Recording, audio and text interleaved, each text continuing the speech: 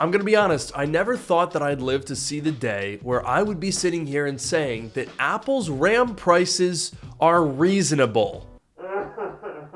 I'm so tired of AI. That's right, AI has come for a lot in the past few months, but now it's coming for our RAM prices. And this isn't exactly new, but what is going to be interesting this year is that RAM isn't the only thing that's going to be affected by this. In fact, we're hearing reports now that Nvidia is thinking about increasing its pricing on its GPUs by more than double. I've seen reports that the RTX 5090, which launched at $1999, could go as high as $5,000. And already in January, we've seen prices creeping up over $3,000. But hey, it's okay, because you get to watch these commercials on TV. The road can be a wild place. But the really weird part about this situation is that, as usual, there is one company that kind of waits by the sidelines as everything happens all around them. And that company, it starts with A and it ends with Pull. You already know what I'm talking about. And frankly, this whole situation is starting to play into Apple's hands pretty significantly, because for the past 10 years, I have nonstop bullied them about their RAM prices. But when you actually look at what's out there right now, all of a sudden, you kind of go back to the Apple configurator and go, wait a minute, compared to the highway robbery happening everywhere else, this highway robbery doesn't feel quite as bad. So today I want to take some time to unpack this story. How did we get here? Will the rest of the industry get worse before it gets better? Is Apple going to have to increase prices as well? Let's dive into all of it right after a word from today's video sponsor. Today's video is sponsored by Ranvu and their new Air Blast electric toothbrush. Combining years of R&D with the latest oral care technology, it solves one of the biggest trade-offs in electric toothbrushes. Whether sonic or rotary, traditional brushes rely on friction to remove plaque, and they can cause gum irritation or damage if they move too fast. Ranvu's bubble jet technology solves this. Inside the handle, a precision pump mixes air with water and pushes it through the brush head, creating millions of microbubbles that rush into the tiny gaps between your teeth, releasing a gentle but powerful cleaning force to wash away plaque without scrubbing. And with the capacitive screen on the front, you can easily change between soft, clean, foam, and whitening modes. This tech cuts down on gum trauma by 90% while increasing working efficiency, all supported by over $100 million in R&D and more than 20 self-funded patents and certificates. It comes with soft gum care, balanced multi-care, and diamond whitening brush heads in the box. It's IPX7 waterproof for ease of cleaning and mold prevention, and it offers impressive 60-day battery life. Plus, its innovative 2-in-1 charging and storage solution offers convenient wireless charging in a space-saving design. All of this combines to make Ranvu Bubble Toothbrush 2.0 the perfect toothbrush. So to learn more about Ranvu, check out the links in the description below. A big thanks to them for sponsoring, and now let's get back to the video. So if you've been following tech news for the last couple of months, it should come as no surprise that RAM prices have been rising extremely fast. I mean, just take a look at some of these graphs. We are seeing meteoric increases in these prices. Take DDR5 6000, for example. You can see that a year ago, these prices were pegged at exactly $200, but now just in the last few months, we are reaching $1,000. We've already had Micron, a major player in the space, announce that they're just straight up not doing consumer memory anymore. The whole Crucial brand is being shut down in favor of funneling all of these memory chips into the AI industry. And if it's starting to sound a little bit familiar, prices going up, parts are getting a little harder to find. Yeah, we've been down this road this very same decade. This is literally just what happened during COVID, only this is worse. And there's no shortage of parts, they're just all going to generate slop. The roast turned to charcoal and the cookies burned too. But throughout all of this, the most ironic side effect has been that Apple now has some of the best RAM prices in the industry.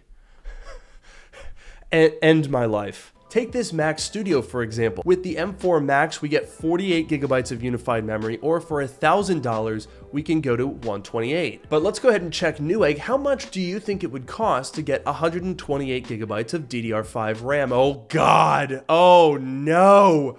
Dude, this is unbelievable. Now, to be fair, one of the things that I have consistently made fun of Apple for is that when you pay for their RAM upgrades, they're just that, they're upgrades. This computer already has 48 gigabytes of memory, so I'm paying $1,000 for an additional 80.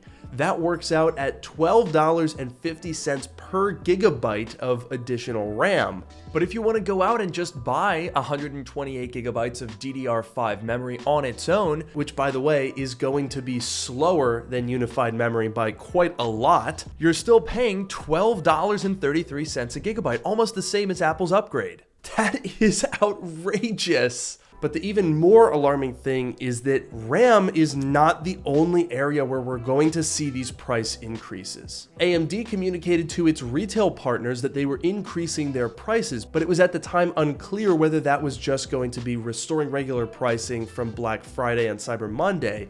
There is also more concrete evidence that GPU prices are about to rise as well. A new report that just came out January 2nd claims that both AMD and Nvidia are going to raise the prices significantly this year. RTX 5090, which was released at a price point of $2,000, could eventually see prices as high as $5,000. Holy crap! And also as a result of DRAM pricing, we're seeing SSD prices increase pretty noticeably. The average price for a 1TB NVMe drive was at about $100 for ages, and now we've crossed well over $200. That's just ridiculous. What I think is really weird as it pertains to Apple is that their computers, which are normally quite expensive, might actually be some of the best deals in the industry right now. So let's do a quick Mac Studio build. We'll do the 40 core, the full fat M4 Max. We'll do 64 gigabytes of RAM, and we'll do a terabyte of storage. That puts us at $2,900. Now, typically, Apple does offer extremely good performance, but if you're building your own PC, it is always going to be cheaper. Is that still the case? Let's find out. Since we already have RAM pulled up, let's just go ahead and take the lowest one I can find. And then we'll go for an AMD processor, but I kind of want to get close to the M4 Max performance, so we're going to need a Ryzen 9. And I think the 9900X3D is going to be the closest in Cinebench 2024. That scores 1768 compared to the M4 Max's 2072. Oh God, we're already at $2,000. We don't even have like a motherboard yet. This is getting out of hand. We already need to be very frugal with our budget. So let's do $130 for this micro ATX. Let's get a super cheap case. Okay, here's $42. Let's try that. All right, we need a CPU cooler, but this needs to be cheap. Okay, here's a dual tower, 265 watt TDP. That should do the trick, $42. Next up, we need an SSD, and man, these prices are just out of control. It's a little janky, but I'm seeing the lowest price is $153 for this King spec, so we'll have that. Okay, power supply, I don't really want to cheap out on that. Let's get a Corsair 1000 watt, fully modular for $145.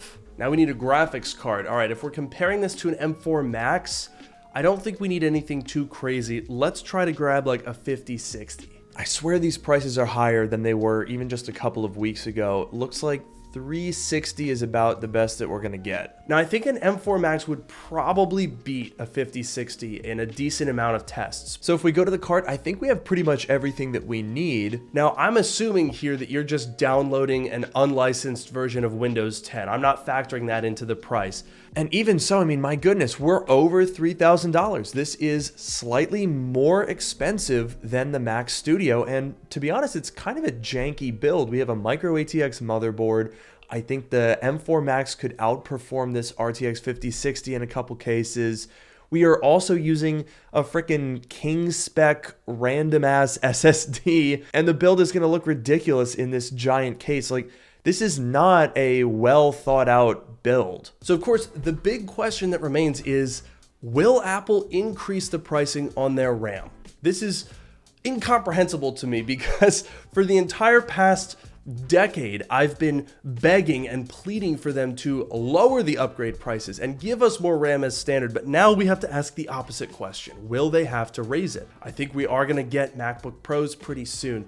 MacBook Airs, Mac Studio refresh is in the works. A lot of Macs are going to come out this year, and I think that at least for the time being, Apple is most likely going to just eat that difference. They've had so many years of insane amounts of padding built into that pricing structure. Like, honestly, I don't think there's a ton of people out there that are paying these $1,600 upgrades, especially with unified memory where it's just so efficient. Like, this is a very small corner of the market. So maybe Apple does increase some of the really higher end stuff like these 256 and 512 gig configurations. But if we're talking about the MacBook Air going from 16 to 24 or 32 gigabytes of memory, I don't think Apple's gonna increase that price. It just wouldn't be worth it for them. Now, I will say the one impact that we will most likely experience is I have suspected for a while that Apple was getting ready to increase the base storage on some of their Macs. Now that you have 256 gigabytes as standard on most iPhones, it does seem a bit silly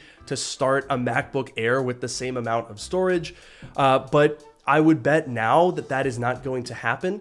So technically it's not a price increase, but I suspect that Apple was going to do that, and now they're just not going to do that, which means that we'll never know, we'll never feel it, but that's probably what happened. And the funniest part about this entire situation is that Apple isn't the good guy here, right? They've been ripping us off for 10 years. It's just that now all the other ripoffs have caught up to them.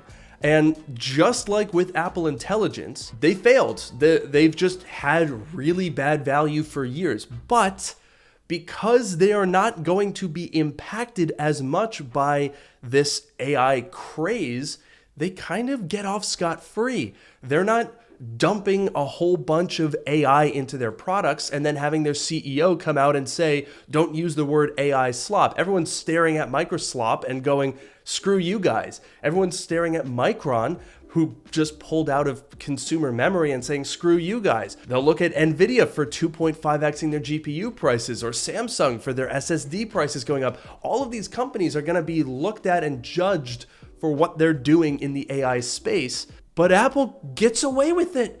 They get away with it completely scot-free. Because now I'm sitting here making a video talking about how, hey, maybe their pricing isn't so bad anymore.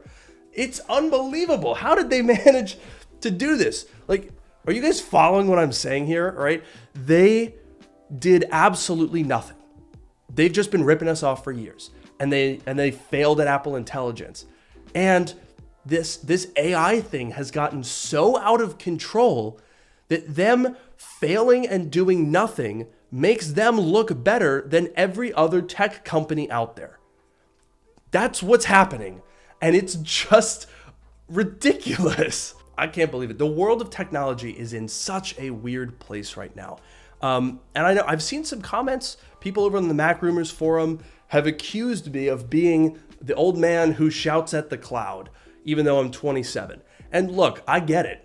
That's how I feel sometimes too lately. But honestly, I don't see any other way around it. Like, I'm not gonna fake excitement for a technology that I don't really believe in, especially generative AI, video and photo. I hate that stuff. I'm not gonna fake excitement for it and then go out and say that it justifies wreaking havoc on the consumer PC hardware world. I don't want my system experience degraded by having Gen AI stuffed everywhere.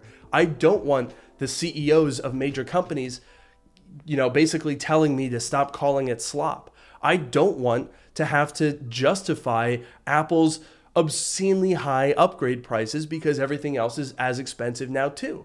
So yeah, maybe I am an old man yelling at the clouds, but what the hell else am I gonna do? I'm not gonna get behind this stuff. It's kind of hard to focus on normal content nowadays because this stuff is it's everywhere. It's inescapable. Like, I'm not gonna go out and do a PC build video right now. Why on God's green earth would I go out and spend $1,000 on 64 gigabytes of RAM? It's ridiculous, and it's not gonna last. Make no mistake about it. Just like what happened during COVID, when supply caught back up with demand and people were already exhausted from spending all that money, prices came down dramatically and rapidly. And we're going to see that happening with these AI components as well, because I think we are not more than 2-3 years out from an AI bubble bursting, and you're going to end up with a ton of extra hardware. All of these data centers, and I'm not saying that you're going to, the consumers are going to be able to buy that stuff, because a lot of it is specialized hardware, but it is going to completely crash the hardware market. You can mark my words. I don't know when it's going to happen. It might be 3-4 years that we're just sitting here struggling with these prices, but it will happen eventually. So I don't know, man. It's kind of what a ridiculous situation we have found ourselves in. But hey, it is what it is, and we'll figure it out. So thank you guys for watching. I hope you found this video at the very least entertaining. Definitely a little different from my normal content, but hey, I hope you enjoyed it. Make sure to like, comment, subscribe. I'll see you in the next one.